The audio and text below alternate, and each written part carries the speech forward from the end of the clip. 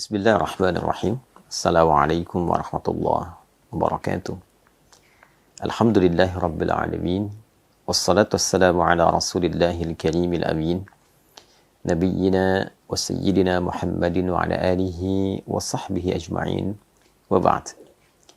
Saudara-saudariku, alhamdulillah mengawali perjumpaan kita melalui video singkat ini. Kita bersyukur pada Allah Subhanahu wa taala masih diberikan kesempatan beraktivitas hingga detik ini setelah kita melalui pelatihan sebulan penuh pada bulan Ramadan yang diberkahi itu. Semoga sampai detik ini kita senantiasa dalam naungan ridha dan taufik Allah Subhanahu wa taala. Teman-teman, tak terasa lebih kurang sepekan kita telah melalui Idul Fitr dan melewati pelatihan utama di bulan Ramadan selama sebulan penuh. Tentu kita tidak melupakan bahwa di antara tujuan berlatih puasa itu adalah dalam upaya meningkatkan kemampuan kita menjadi pribadi yang lebih bertakwa, lebih dekat dengan Allah Subhanahu wa taala secara spiritual, lebih mulia dan lebih baik dalam bersikap secara sosial. Karena itulah takwa disulam di dalam Al-Quran dengan dua dimensi tadi. Dimensi spiritual yang meningkatkan pengabdian dan penghambaan kita kepada Allah Subhanahu wa taala. Seperti dicontohkan di dalam Al-Quran surah kedua Al-Baqarah di ayat kedua sampai dengan kelima itu, "Dzalikal kitabu la raiba fihi hudal lil muttaqin." Siapa orang takwa yang diisyaratkan di ayat kedua ini, maka Allah perjelas di ayat yang ketiga dengan berfirman, "Alladzina yu'minuna bil ghaibi wa yuqimuna as-shalah wa mimma razaqnahum yunfiqun." Orang takwa itu adalah orang yang senantiasa berupaya mengupgrade keimanannya, meningkatkan keyakinannya kepada Allah, lalu ia tunjukkan itu dengan terus meningkatkan kegiatan dan ketaatan spiritualnya melalui peningkatan ibadah salat. Kemudian dia mencoba berinfak karena Allah. Walladzina yu'minuna bima unzila ilaik. Lalu ia pun mencoba untuk berinteraksi dengan Al-Quran yang diturunkan kepada Nabi Muhammad SAW. Wa ma unzila min qablik, dan belajar dari risalah-risalah Rasul-Rasul terdahulu yang juga disampaikan dalam Al-Quran ataupun keterangan penjelas dalam hadis-hadis Nabi Muhammad SAW. Wabil akhirati hum yuqinun, dan mereka berupaya meningkatkan ketaatan spiritual karena yakin akan adanya perhitungan, yakin akan adanya waktu untuk kembali kepada Allah Subhanahu wa taala, dan yakin akan adanya kehidupan kelak yang abadi di akhirat. Maka mereka ini adalah orang-orang yang cenderung mendapatkan pendampingan, pengawasan, dan juga hidayah terbaik dari Allah Subhanahu wa taala. Ulaika ala hudam min rabbihim wa ulaika humul muflihun, dan mereka akan cenderung berpotensi dekat kepada kesuksesan dan kebahagiaan. Demikian latihan-latihan ketaatan spiritual yang kita pernah optimalkan di bulan Ramadan, dan tentunya keberhasilan latihan dimaksud akan tampak perbedaan dan perubahannya setelah kita melewati Ramadan. Pun demikian, ada ketakwaan sosial yang dimulai dari latihan-latihan kebaikan individual dalam mengelola setiap bagian dari tubuh kita, ujung kepala sampai dengan ujung kaki. Bagaimana lisan bertutur yang baik, bagaimana wajah memandang dan berekspresi yang baik, telinga mendengar pada yang baik, sampai dengan ke ujung kaki. Karena itulah kemudian dalam puasa Nabi pernah menyampaikan salah satu hadis yang sangat viral. Bahkan urutan hadis ini tersambung nanti di ujungnya kepada hadis qudsi. Di pembuka Nabi mengatakan, "Au kama qala Rasulullah sallallahu alaihi wasallam, as-siyamu junnatun fala yarfuth wa la yajhal." Puasa itu sejatinya membentuk sebuah perisai yang menjadikan setiap insan beriman itu mampu memfilter, menjaga diri dari berbagai perbuatan-perbuatan yang terlarang, dari perilaku-perilaku yang tidak elok. Fala yarfuth wala yajhal. Maka seorang yang tengah berpuasa akan berusaha menahan diri akan berusaha memanage perilakunya, memanage pikirannya, memanage hatinya untuk tidak mengeluarkan kata-kata yang tidak baik. Celaan, perselisihan, hal-hal yang memicu konflik, rafath, kata-kata yang kotor. Wala yajhal, dan tidak berbuat hal yang tidak pantas. Itu kita lakukan selama Ramadan. Karena itu kita berupaya menahan pandangan dari yang tak elok, memalingkannya dari yang tak disukai, menghindari pendengaran-pendengaran yang tidak baik, menghentikan kata-kata yang tidak produktif, sampai dengan ke ujung kaki kita jaga. Kita berlatih dari mulai terbit fajar sampai terbenam matahari. Kita optimalkan di malam hari, menjaga ketakwaan itu dengan menjaga diri kita tetap terkoneksi dengan Allah. Kita tingkatkan kemudian ibadah sholat kita. Kita isi dengan bacaan Al-Quran. Dan pada akhirnya, akumulasi semua pelatihan pendidikan itu melahirkan sebuah pendidikan karakter yang baru, yang dihiasi dengan nilai-nilai kemuliaan, kebaikan, kesantunan, dua dimensi yang menjadi sayap-sayap kehidupan, ketakwaan spiritual yang mengantarkan kita terbang tinggi di hadapan Allah Subhanahu wa Ta'ala dan kembali dalam keadaan mulia dengan hisab yang diringankan, hisab yasirah. Pun demikian, ketakwaan sosial membentuk pribadi yang lebih baik, pribadi yang berbagi dalam kebaikan, menahan diri dari perbuatan-perbuatan yang mungkin memancing amarah, menghindari provokasi, dan lebih banyak menghiasi dengan nilai-nilai kebaikan. Demikian diisyaratkan di Quran surah ketiga Ali Imran di ayat 133 sampai 134. Wasari'u ila maghfiratin min rabbikum wa jannatin 'arduha as-samawati wal ardu u'iddat lil muttaqin. Bergegaslah untuk senantiasa mengoreksi diri, berintrospeksi, bermuhasabah, bermohon ampunan kepada Allah Subhanahu wa Ta'ala setiap waktu, setiap saat, karena kita ini manusia tidak bebas dari potensi-potensi keburukan yang mungkin dilakukan. Dan sebaik-baiknya orang yang berbuat sesuatu yang tidak pantas, yang salah, adalah mengoreksi diri dengan tulus dan mengembalikan koreksi itu kepada Allah Subhanahu wa Ta'ala untuk diberikan bimbingan sehingga merubah perilakunya menjadi lebih baik. Berharap, memotivasi diri agar kembali mendapatkan rahmat Allah berupa surga yang luas, disiapkan seluas langit dan bumi untuk orang takwa. Siapa orang takwa di ayat ini? Adalah orang-orang yang mampu berbagi dalam setiap keadaan. Alladzina yunfiquna fis sar'a wad-dharra wal kadhimina al-ghaidha, dan menahan diri dari berbagai macam provokasi yang bisa melahirkan amarah. Menahan diri untuk merespon hal-hal yang negatif dengan cara-cara yang tidak pantas. Wala'afina 'anil nas, menebar maaf kepada setiap orang dengan cara yang dibenarkan. Kemudian juga wallahu yuhibbul muhsinin, dan Allah mencintai hamba-hamba yang senantiasa berupaya merubah diri untuk menjadi lebih baik, berbuat yang mulia. Itulah pelatihan karakter. Itulah pendidikan karakter sejati yang diberikan langsung oleh Allah pelatihannya melalui firman-Nya, rangkaian ayat puasa di Al-Baqarah 183 sampai 187 itu yang kemudian diperjelas oleh contoh Nabi Sallallahu Alaihi Wasallam yang dipraktikkan oleh beliau dan diteruskan kepada kita lewat riwayat-riwayat hadis yang terkodifikasikan dalam kitab-kitab ulama dan dipraktikkan secara ijma' oleh kalangan muslimin sampai dengan saat ini. Pertanyaan besarnya adalah, dari sekian pelatihan itu dan lebih kurang sepekan kita telah melewati bulan Syawal 1444 Hijrah ini sampai detik ini, adakah kita merasakan keberhasilan dari perubahan itu? Atau jangan-jangan setelah kita melewati Ramadan, akumulasi keburukan malah semakin meningkat? Atau kita berlindung kepada Allah dari perbuatan-perbuatan demikian? Na'udzubillah min dzalik. Bila pasca Ramadan diharapkan yang terlahir baik, namun alih-alih demikian justru yang muncul adalah perbuatan-perbuatan yang kontraproduktif, keterangan-keterangan atau tindakan-tindakan yang justru bertentangan dengan hasil-hasil mulia dari spirit pelatihan Ramadan dimaksud.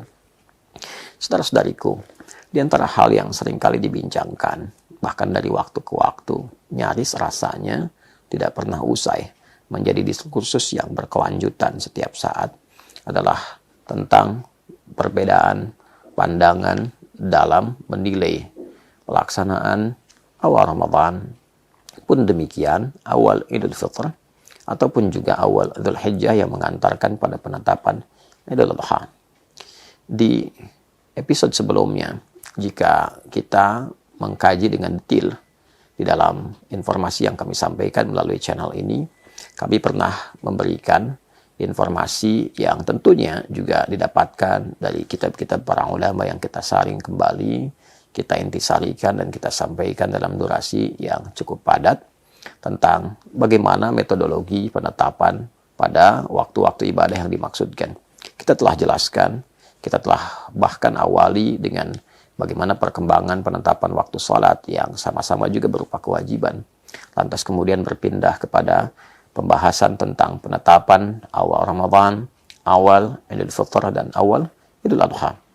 Dan kesimpulan sederhananya bahwa di dalamnya terdapat dua metodologi utama, baik menggunakan ru'yat, pengamatan secara langsung, fisikal, pun demikian menggunakan hisab, akurasi yang didapati melalui hitungan kompleks yang melahirkan kepada kita tentang ukuran-ukuran waktu-waktu yang setidaknya menunjukkan dengan akurasi yang sangat mendalam, dan bahkan kita gunakan metode itu dalam harian, penanggalan, penetapan, bahkan waktu sholat untuk menetapkan waktu-waktu yang dimaksudkan terkait dengan ibadah Ramadan, Idul Fitri, ataupun juga ke awal Dzulhijjah untuk penetapan Idul Adha. Banyak hadis yang telah kita sampaikan, riwayat-riwayat yang menegaskan tentang dua metodologi yang dimaksudkan. Baik itu firman Allah dalam Al-Quran, pun demikian penguat dalam hadis-hadis Nabi SAW yang ditegaskan atau yang diisyaratkan. Dan ini pula yang kemudian disepakati oleh para ulama, sekalipun dalam setiap masa ada berbeda pilihan. Dan ini diskursus yang sudah lampau. Ini adalah penetapan pandangan yang bukan terjadi kekinian saja. Karena pilihan itu sepanjang ada dalilnya, sepanjang ada landasannya, maka itu ada sesuatu yang sah untuk dilakukan. Sepanjang dalil-dalil dimaksud menguatkan argumentasi yang dibenarkan secara syar'i. Kita telah terbiasa dalam sholat, bahkan dari segi kita bertakbir saja, tangan posisinya ada yang di sini, posisinya ada yang di sini, dan kita tidak berselisih dengan itu. Kemudian dalam konteks bersedekap, ya, ada yang bersedekap kemudian seperti ini, ya, ada yang bersedekap kemudian juga tangannya menggenggam, ada yang bahkan irsal, tidak bersedekap. Ya, di riwayat-riwayat Malikiyah yang mengacu pada riwayat Imam Malik adalah riwayatnya irsal, tidak bersedekap, bahkan kita tidak berselisih. Ya, di persoalan bacaan Al-Fatihah, dan itu termasuk rukun dalam salat yang menentukan sah tidaknya salat.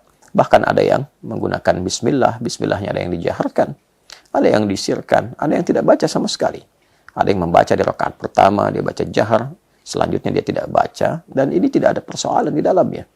Ya, kita tidak pernah terbelah dengan hal demikian, tapi kita bersikap dewasa, menggali apa dasarnya, apa argumentasinya, sehingga dengan itu kita memahami dan memilih. Pun demikian pada gerakan-gerakan setelah kita melampaui bacaan-bacaan. Ya, di Al-Quran sendiri ada berapa riwayat yang bisa kita bacakan. Bahkan kita membaca dengan hafaz dari Asim. Ya, ada lagi kita dapatkan riwayat Qalun, Warsh dari Nafi', Khalaf dari Hamzah, di dalamnya ada imalah, dan kita tidak berselisih tentang itu. Dan kita memahami bahwa itu adalah kemudahan yang diberikan oleh Allah Subhanahu wa Ta'ala, karena lisan setiap hamba boleh jadi tidak mampu menuturkan. Ada keragaman dalam menuturkan atau melafazkan bacaan-bacaan tertentu, kemampuan untuk berkomunikasi karena pengaruh-pengaruh topografi, pengaruh-pengaruh juga antropologi, di mana manusia tinggal di tempat yang berbeda-beda. Orang yang tinggal dekat pegunungan beda pengaruhnya dengan orang yang tinggal dekat pantai misalnya, atau dekat hutan, atau di kota, akan membentuk karakteristik dia berbicara, mengeluarkan suara yang mungkin seseorang bisa mengatakan A, yang lain sulit mengatakannya, lalu dia keluarlah bunyi E misalnya. Ada yang mengatakan E seperti sepeda, ada yang mengatakan sepeda. Demikian juga di Arab, ada yang mengatakan wadduha, ada yang tak mampu dengan A, lalu difasilitasi dengan mengungkapkan kata-kata dimaksud atau lafaz dimaksud dengan misalnya wadduha adalah imalah teorinya. Dan itu sudah banyak sekali dipahami, dibahas, bahkan menjadi kajian ilmu. Padanan yang serupa, persoalan ru'yat dan hisab pun, itu sudah menjadi ilmu yang dikodifikasikan untuk dipelajari. Perbedaan-perbedaan dimaksud jadi metodologi yang memudahkan sehingga dipilih.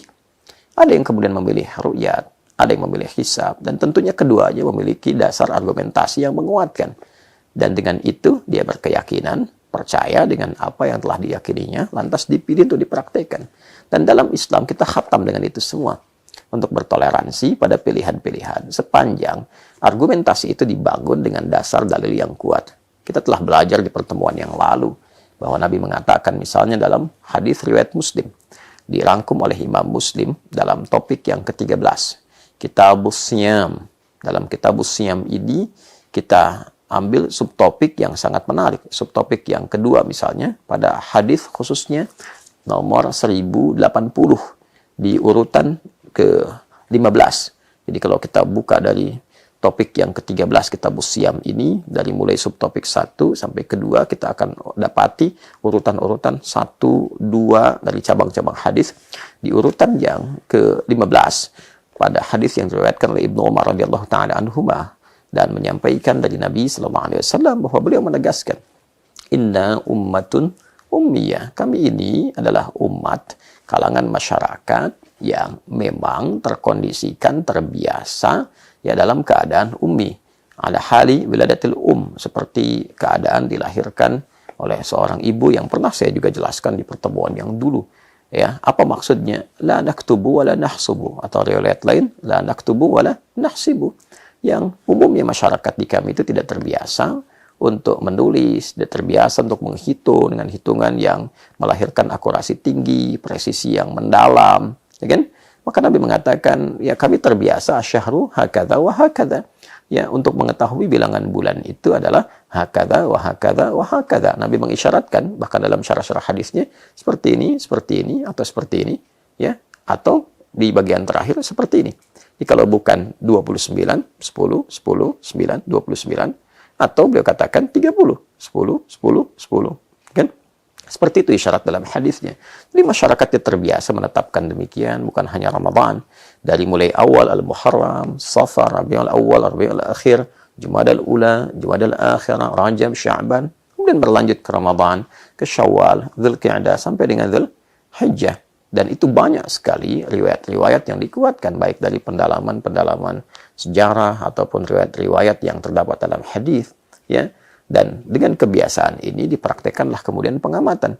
Sumu li ru'yatihi, ya, untuk menetapkan awal bulannya seperti pernah saya sampaikan, maka masyarakat pada saat itu terbiasa untuk apa? Untuk melihat, mengamati langsung perubahan fase-fase hilal, termasuk menetapkan puasa. Sumu li ru'yatihi, maka berpuasalah kalian, itu Nabi SAW, dengan sebab kalian melihat ru'yat itu. Ya, kemudian waftiru li ru'yatihi, dan berbukalah awal Idul Fitri dengan meru'yat.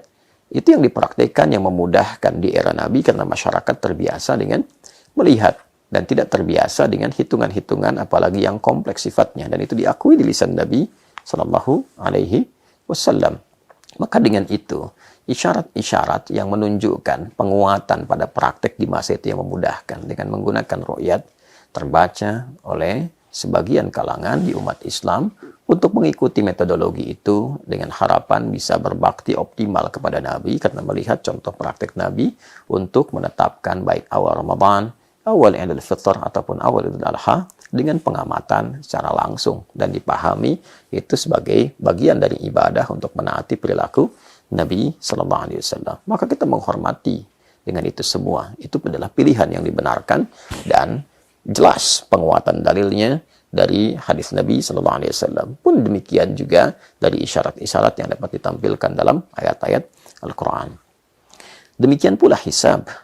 Karena isyarat Nabi memberikan penekanan bahwa dalam komunitas pada saat itu, masyarakat di saat itu tak terbiasa menulis, tak terbiasa menghitung dengan kompleks. Karena itu yang dipilih adalah dengan meru'yat. Maka ini adalah pendalaman sebuah isyarat yang dalam yang memberikan kesan bahwa jika memang Anda merasakan kemudahan-kemudahan yang berbeda dari praktek yang dilakukan di era Nabi dengan meru'yat, yang dengan hisab dirasakan lebih mudah, dengan menghitung dirasakan lebih terfasilitasi, akurasi yang didapatkan sesuai dengan perkembangan zamannya, maka dipersilahkan sesuai dengan keadaannya masing-masing. Dan itu juga mendapatkan penguatan dari ayat-ayat yang bertebaran luas dalam Al-Quran terkait isyarat-isyarat hisab. Baik misalnya di surat Yunus surah ke-10 ayat 5 yang pernah saya tegaskan dulu juga, saya kupas juga dengan detil. Kemudian juga di surat Yasin misalnya, dan beberapa ayat-ayat yang lain, baik di Ar-Rahman dan juga isyarat-isyarat lainnya. Keduanya, baik hisab ataupun ru'yat, sekali lagi adalah dua metodologi yang memudahkan. Sekalipun dari dulu cara pandang ulama itu bisa berbeda pilihan dan tentu memiliki argumentasi masing-masing. Yang memilih ru'yat melihat bahwa ini adalah praktek ta'abbudi, praktek kepatuhan pada perilaku atau praktek yang pernah dilakukan oleh Nabi SAW untuk ditiru. Sisi lain, ada yang membaca bahwa ini adalah bagian dari metodologi saja yang memudahkan. Pola ibadahnya adalah menaati pada isyarat Nabi mana yang paling memudahkan. Maka ia menggunakan hisab.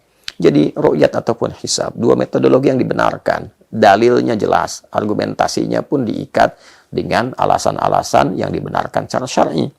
Baik memilih ru'yat, memilih hisab, keduanya adalah satu keniscayaan yang dibenarkan oleh landasan-landasan syar'i. Dan itu pilihan. Seperti kita terbiasa tadi dalam menyikapi perbedaan-perbedaan, bahkan dalam konteks penunaian ibadah-ibadah pokok, bahkan yang paling pokok seperti sholat. Nah, itu sudah berlatih kita setiap hari, berlatih untuk memelihara konteks perbedaan dengan turunan-turunan hukum, diikat oleh ketentuan-ketentuan. Satu, adanya dalil. Ya, jadi sekalipun ada pilihan-pilihan, tetap tidak bisa kita berkreasi. Harus mengembalikan kepada dalil. Adakah dalil di Al-Quran? Adakah dalil dalam hadis? Bagaimana penuturan ulama dalam memahami dalil-dalil dimaksud? Jika landasannya ada, maka yang dimaksud dengan persatuan itu ya bukan berarti harus memilih satu dan kemudian mengabaikan atau bahkan menghakimi yang lainnya. Tidak bisa kita melakukan demikian. Ya, karena yang Allah sampaikan dalam Al-Quran, konteks persatuan itu adalah wa'tasimu bihablillahi jami'ah. Bersatulah kalian ya bihablillah dengan mengembalikan kepada tali Allah yang dimaksud di sini Al-Quran dan penjelasnya itu sunnah Rasulullah SAW, dan memahami konteks-konteks di Al-Quran dan juga sunnah Rasulullah SAW tentu dengan dua pendekatan. Pendekatan pertama, pendekatan dalil di Al-Quran ataupun hadis yang memang tidak memberikan alternatif perbedaan dalam penunaian. Seperti halnya kita bertakbir misalnya dengan menggunakan satu lafaz Allahu Akbar. Tidak ada yang berbeda. Semua bisa melakukan. Dan tidak ada alasan-alasan yang baik itu bersifat nas ataupun juga rasional misalnya untuk memberikan kesan berbeda. Karena itu diikat dengan satu cara saja. Satu lafaz saja Allahu Akbar. Waktu-waktu sholat tidak ada yang berbeda. Terkait dengan rakaatnya bahkan. Subuh 2 rakaat. Tidak ada yang kemudian diikat dengan perbedaan ini boleh sekian, ini boleh sekian. Tidak. Zuhur tetap 4 selama tidak dikosor. Asar juga demikian. Maghrib tetap 3. Maghrib tidak bisa dikosor, tapi bisa dijama'. Isya tetap 4. Dan kita sepakat dengan itu semua, karena terikat dengan satu ketentuan, dan semua dipandang mampu untuk memenuhi semua itu. Namun, yang kedua, jika memang dinilai dari hamba itu memiliki kecenderungan-kecenderungan mendapatkan maslahat dengan keragaman-keragaman yang difasilitasi, karena adanya ketidakmampuan dari 1-2 orang untuk mengerjakan satu hal yang sama. Yang semua desain itu memudahkan hamba dalam menyembah Allah, dalam beribadah. Maka diberikan fasilitas keragaman itu. Dengan variasi-variasi yang memberikan kemudahan dan kemaslahatan. Ini sudah biasa. Seperti bacaan tadi bahkan di Al-Quran. Seperti apalagi bahkan dalam praktek sholat. Ya, dalam turun dari i'tidal ke sujud itu, ada yang menggunakan lutut, menggunakan telapak tangan, dan itu adalah bagian dari fasilitas yang Allah berikan untuk memudahkan. Bila ada yang cedera di lutut, dia gunakan telapak tangan. Bila ada persoalan telapak tangan, digunakan di lututnya. Yang salah itu ketika turun dengan kepalanya duluan. Dan itu akan terbentur. Ya, dan benturan itu boleh jadi akan merasakan sakit, boleh jadi akan merasakan sesuatu yang tidak elok, sehingga melahirkan ekspresi-ekspresi yang tidak tepat. Dan yang sangat kita hindari adalah benturan-benturan yang dihasilkan dari nafsu. Benturan-benturan yang dihasilkan dari ego, benturan-benturan yang dihasilkan dari pikiran-pikiran yang tidak baik. Dan itu tentunya yang dilatih saat puasa untuk dikendalikan oleh kita semua. Kembali kepada penetapan awal Ramadan, awal Idul Fitri, ataupun juga awal Dzul Hijjah untuk mengantarkan kepada bulan yang kita di sana beribadah optimal pada puncak haji 10 Dzulhijjahnya. Maka sekali lagi baik metodologi ru'yat ataupun juga hisab, keduanya adalah pilihan yang dibenarkan untuk memudahkan. Sekalipun setiap bagian, setiap golongan dari umat Islam boleh jadi akan memilih satu di antara dua itu. Dan sikap terbaik yang diajarkan oleh Al-Quran adalah kita bersatu dalam pilihan itu. Tidak harus menegasikan yang lain, mengkerdilkan, mengecilkan, menghujat, atau mengancam. Itu sesuatu yang kontraproduktif, yang tentu tidak dibenarkan dengan alasan apapun. Baik alasan-alasan pembenaran spiritual, legal, rasional, semua pasti akan menentang hal yang dimaksudkan. Dan berbahagia kita, konteks wa'tasimu bihablillahi jami'ah, wala tafarraqu, bersatu dalam satu keterangan yang mengembalikan kita pada dalil Al-Quran, dari dalil hadis Nabi Muhammad SAW sebagai penjelas. Dan jangan terpecah belah, itu jelas. Jangan terpecah belah. Dalam konteks kita berbangsa, bernegara, di negara kesatuan Republik Indonesia yang kita cintai ini, semua itu juga telah terangkum dalam falsafah kita berbangsa, bernegara, semboyan yang terus kita hafalkan dari sejak kecil. Dari SD, bahkan TK, kita semua, setidaknya saya, bukankah sudah menghafal itu? Bhinneka, Tunggal, Ika. Berbeda-beda, tetapi satu tujuan. Di situ tunggalnya kan yang penting. Kebinekaan, keragaman itu, ya, boleh jadi sesuatu yang kita akan dapati. Bukan hanya dalam praktek budaya, ya, bukan hanya dalam praktek, ya, boleh jadi aktivitas keseharian kita, interaksi kita, akan didapati keragaman-keragaman itu. Pun demikian dalam konteks pengaruhnya kepada cara kita untuk beribadah yang diatur oleh dalil tadi. Tapi kita diajak untuk bersatu dalam keragaman dimaksud dengan memilih pada setiap aspek yang kita yakini, pada setiap aspek yang berlandaskan dalil-dalil yang kuat, dan di situ kita kemudian mempraktikkan nilai-nilai toleransi. Itulah yang sesungguhnya diajarkan oleh Islam, sehingga kepribadian kita bertambah baik, wawasan kita bertambah luas, ilmu kita semakin tinggi. Disinilah kemudian peran negara, pemerintah yang melaksanakan amanat-amanat kenegaraan itu ya mesti ditempatkan sesuai dengan ketentuan baik di undang-undang ataupun juga falsafah kita bernegara dengan Pancasila itu, dan juga semboyan-semboyan formal kenegaraan kita ya seperti Bhinneka Tunggal Ika dan yang lain sebagainya. Dan itu tidak hanya menjadi sebuah semboyan atau kebanggaan yang diungkapkan, tapi mesti dipraktikkan dalam konteks kehidupan berbangsa dan bernegara. Bagaimana pemerintah mesti bersikap, mengembalikan pada ketentuan undang-undang.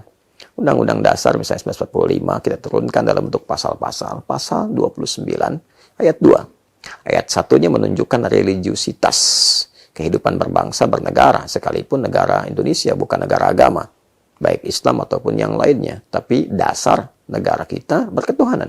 Negara berdasar atas ketuhanan yang Maha Esa. Itu pasal 29 ayat 1. Dan pasal 29 ayat 2 memberikan jaminan praktek dari negara itu yang berdasar atas ketuhanan yang Maha Esa, memberikan jaminan kepada rakyatnya, kepada masyarakatnya melalui pemerintah yang menjalankan fungsi itu. Negara menjamin kemerdekaan tiap-tiap penduduk untuk memeluk agamanya masing-masing dan beribadah menurut agama dan kepercayaannya itu. Maka negara hadir memfasilitasi bagaimana setiap warga negara ini bisa memilih keyakinan, lalu mempraktikkan keyakinannya itu yang berdasarkan pada dasar-dasar yang kuat yang menjadi pilihan. Dan sekarang dalam konteks keislaman, bagaimana menerapkan pasal itu? Tentu negara memfasilitasi keyakinan-keyakinan yang melekat pada setiap muslim, pada setiap insan beriman, untuk bisa memilih di antara dua tadi, hisab dan ru'yat. Boleh jadi ada yang memilih hisab, memilih ru'yat. Maka dalam konteks ini, pemerintah menjalankan fungsi Undang-Undang Dasar 1945 yang diturunkan pada pasal 29 ayat 2 itu dengan memfasilitasi keduanya. Ya, kami mengusulkan barangkali ke depan pada sidang-sidang itsbat itu, itsbatnya menetapkan pada hal-hal yang informatif pada dua metodologi tadi. Yang niscaya pasti akan dipilih. Mustahil kita bisa memuaskan dari dua bagian peminat tadi untuk bisa mengambil satu opsi saja. Tidak mungkin, ini wilayah-wilayah keyakinan, wilayah tauhid yang diimplementasikan lewat ibadah dan melalui pendalaman serta didapati pada legal-legal formal yang dilandaskan pada dua dasar Al-Quran dan Sunnah. Karena itu yang terbaik dilakukan oleh pemerintah adalah mengakomodir keduanya. Kemudian dalam sidang itsbat, penetapan pada dua hal tadi. Maka akan indah ketika Menteri Agama mengumumkan misalnya, maka pemerintah dalam konteks mengawali Ramadan Idul Fitri dan awal Dzulhijjah untuk Idul Adha, menyampaikan pada masyarakat terdapat dua metodologi, baik ru'yat ataupun hisab. Bagi yang akan menetapkan dengan ru'yat, pemerintah akan memfasilitasi di setiap titik-titik yang disepakati dan dibenarkan oleh para ulama, dipersilahkan. Kementerian Agama memfasilitasi itu semua. Dan bagi yang ingin mempraktikkan dengan hisab, pemerintah mempersilahkan dan memberikan fasilitas-fasilitas pada keduanya jikalau didapati perbedaan-perbedaan dalam penetapan tanggalnya, sekalipun pada prosesnya dilakukan dengan cara yang sama. Idul Fitrinya sama, Idul Adhanya sama, ya, Ramadannya sama, puasanya, sekalipun mungkin dengan dua metodologi tadi mendapati tanggal yang berbeda. Maka, sekali lagi, jika itu bisa dilakukan, pemerintah memfasilitasi keduanya dan juga memperkenankan masyarakat memilih sesuai dengan dua metodologi yang disepakati oleh para ulama sampai dengan kini, dan diperkenankan untuk menggunakan fasilitas-fasilitas milik rakyat sepenuhnya yang dikelola oleh pemerintah dan dikuasai oleh negara, baik fasilitas umum, fasilitas sosial yang sekiranya memudahkan setiap warga negara untuk menunaikan ibadah. Maka saya kira kesan-kesan yang akan terbangun setelah itu insya Allah semua akan positif. Yang mendapati ru'yat juga terfasilitasi, akan nyaman. Yang juga dengan hisab merasakan ketenangan, nyaman, terfasilitasi, dan potensi-potensi untuk terpecah belah, apalagi membangun narasi-narasi pertentangan. Seakan-akan dipertentangkan, padahal secara logika tidak ada yang bertentangan. Ya, kalau kita perhatikan pengumuman-pengumuman yang disampaikan oleh tokoh-tokoh, baik itu yang terkait dengan tokoh formal di pemerintahan, Menteri Agama sendiri, atau beberapa menteri yang lain, bahkan menyampaikan, ya, pemerintah dalam sidang isbat menetapkan bahwa Idul Fitri misalnya yang akan ditetapkan tanggal sekian, sekian, sekian, dan juga memperkenankan ya pada pihak-pihak tertentu yang menetapkan ya dengan tanggal berbeda atau menggunakan metodologi hisab ya, atau misalnya yang dibenarkan secara agama untuk melakukan di hari A dan difasilitasi. Dan pernyataan ini sebetulnya dalam satu konteks sudah mewakili. Nah, namun narasi-narasi yang seringkali muncul dipertentangkan, anti pemerintah, bertentangan, padahal dari pemerintah sendiri kalau kita cermati dengan baik justru memberikan satu fasilitas dan membolehkan hal demikian untuk dilakukan. Nah, namun ternyata kenapa narasi itu muncul, pandangan itu muncul? Karena barangkali ada beberapa bagian yang belum terakomodir, khususnya adalah cara untuk bisa menyampaikan pesan-pesan dimaksud. Nah, barangkali ketetapannya dari sudut pandang pemerintah tidak harus menetapkan penanggalannya secara langsung menggunakan salah satu metode, tapi lebih mengakomodir keduanya, mempersilahkan, dan juga jika terkait dengan penanggalan, silahkan yang selama ini dilakukan. Boleh jadi jika didapati potensi perbedaan dari segi hitungan, ya bisa ditetapkan 2 hari itu berkelanjutan seperti yang sudah-sudah. Ya, bukankah kemarin juga ditetapkan di 21-nya, 22-nya, bahkan ada cuti bersama yang cukup panjang dan sebagainya. Itu bukan jalan. Sekiranya kita bisa mengembalikan kepada asas-asas, dasar-dasar toleransi, kebersamaannya hakiki yang bisa dipraktikkan. Saya kira itu jalan terbaiknya. Karena untuk ke depan, boleh jadi hal demikian akan potensinya terus berlangsung. Ya, sepanjang apa-apa yang tadi diusulkan belum dapat dioptimalkan dengan baik. Sekali lagi, boleh jadi ada pihak-pihak tertentu yang berpandangan, kami ingin menyatukan satu saja. Sekali lagi, Allah memberikan jalan untuk memudahkan. Dan kemudahan itu bisa dipandang berbeda satu dengan yang lainnya berdasarkan pilihan yang memudahkan. Anda tidak bisa memaksakan pada setiap orang untuk mengambil seperti apa yang Anda ya ambil, Anda tetapkan, Anda pilih. Lalu membangun narasi bahwa kalau tidak sama, berbeda itu anti. Itu sesuatu yang tidak baik. Sesuatu yang tidak fair. Apakah orang tidak kunut, sementara Anda kunut dikatakan bahwa itu sesuatu yang berbeda, anti, ya, atau sebaliknya, orang yang tidak kunut menilai yang kunut itu dengan penilaian yang tidak baik, dan sebagainya. Ya. Nah, ini sesuatu yang perlu kita dewasakan kembali. Kita telah setiap hari, 5 kali dalam sehari, belajar tentang perbedaan itu, belajar tentang toleransi yang kita praktikkan dalam sholat, dan setidaknya itu yang kita butuhkan untuk dipraktikkan dalam keseharian. Diharapkan dengan adanya sharing, penjelasan dari video ini, membangun kedewasaan kita untuk bersikap dengan baik. Ya, saya kira apapun yang diusulkan, sepanjang kita paham dasarnya, insya Allah itu akan menyatukan. Namun kalau kita memaksakan pada satu yang diinginkan, Apalagi menciptakan metodologi baru dengan harapan bisa menyatukan, tapi menyalahi dasar-dasar tadi, tentu hasilnya akan kontraproduktif.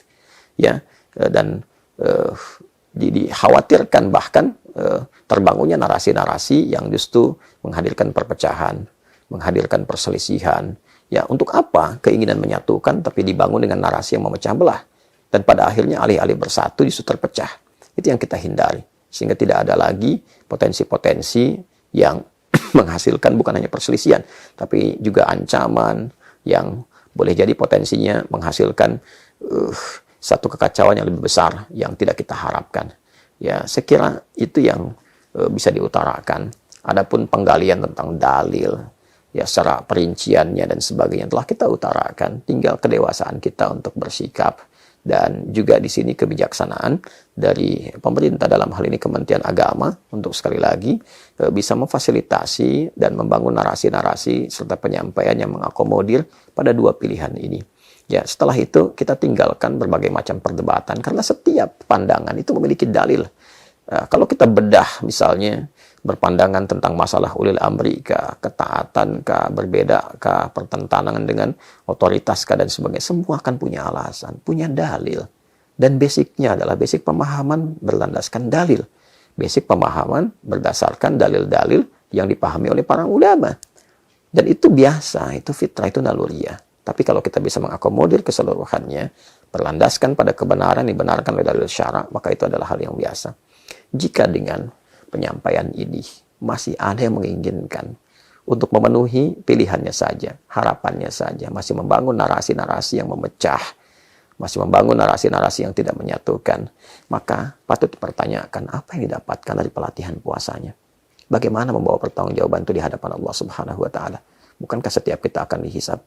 Apa motivasi kehidupan kita?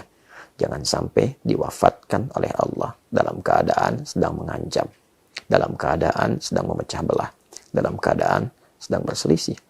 Semoga Allah mengampuni kita, memaafkan kita, menunjukkan kita pada kebaikan yang diridhai, dan menjadikan sisa hidup kita lebih baik daripada sebelumnya, serta mewafatkan kita dalam keadaan husnul khatimah.